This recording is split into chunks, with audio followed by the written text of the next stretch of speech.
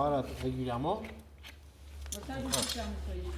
Donc quand on regarde son pied et que le pied est propre, on voit la hauteur de pied à peu près avec la démarcation entre la sole et la hauteur de la muraille sur le contour. Donc c'est ce qui va nous donner la hauteur à couper, qui est en plus. Et après, on fait le plan de parage, donc on se projette au niveau de la pince. Et avec les 2 points de talon, on regarde à peu près là où ça... Alors le Nero qui n'a pas trop de pied, lui c'est à peu près la hauteur de talon en pince, on projette et ça fait le plan de parage sur le pied.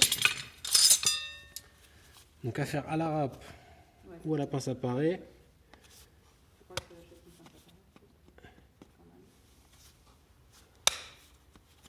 Si jamais je pars en vacances en France.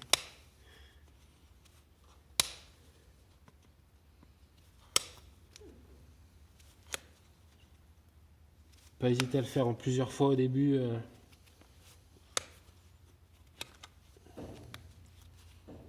Tac. On voit qu'il a un petit peu moins d'externe, donc là on fera la râpe. Après on va faire la râpe. Donc la râpe, toujours 2 points d'appui, talon, pince, ou alors toujours 2 points pour pas creuser et faire vraiment un plan.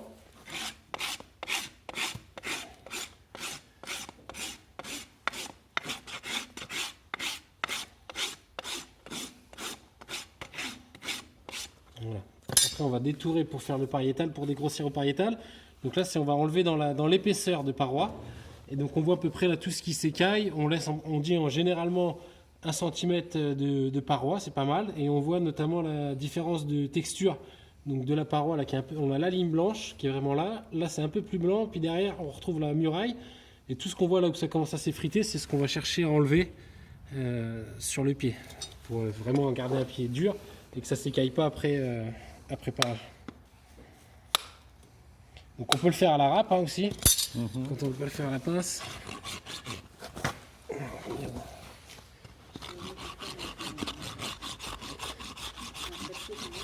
Voilà, après on peut le caler avec le trépied, qui est plus facile.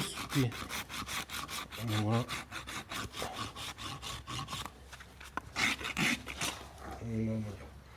Donc là on voit que j'ai enlevé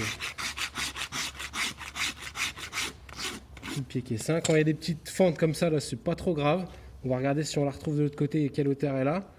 Et sinon on est pas mal. Donc après tout ce qui est fourchette pardon, et barres. Donc les barres c'est la partie là qu'on voit ici qui pousse. On vient gentiment soit avec une rainette, soit avec un rome-pied la tailler un petit peu pour pas qu'il y ait de cailloux qui se coincent entre deux. Mais il faut en laisser quand même. Faut pas aller. Voilà, faut pas tout enlever. C'est juste vraiment voilà superficiel ce qu'on fait. Alors après, le plus simple pour la fourchette, voilà. Tac, on nettoie bien. Si on prend un angle au début en pex, on prend un angle de 45 degrés environ. On remonte gentiment.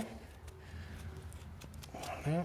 On finit tout ce qui se détache. Et après là, dans la lacune, on peut aller un petit peu plus loin pour enlever vraiment qu'il n'y ait pas de cailloux, de terre qui se coincent là-dedans. Mais pareil, toujours gentiment et pas être trop profond parce que les chairs elles sont vraiment pas loin. Ouais. C'est le plus risqué là où on peut faire saigner le plus rapidement. Si jamais ça saigne, c'est bien de mettre quand on est dans le pied, parce que tout ce qui soit on fait avec carrément une botte et puis on fait comme ça, ou soit papier à cigarette, ça marche bien. On colle un papier à cigarette ou on prend une toile d'araignée, quelque chose, et en fait ça va faire coaguler le sang et ça va arrêter tout de suite le saignement.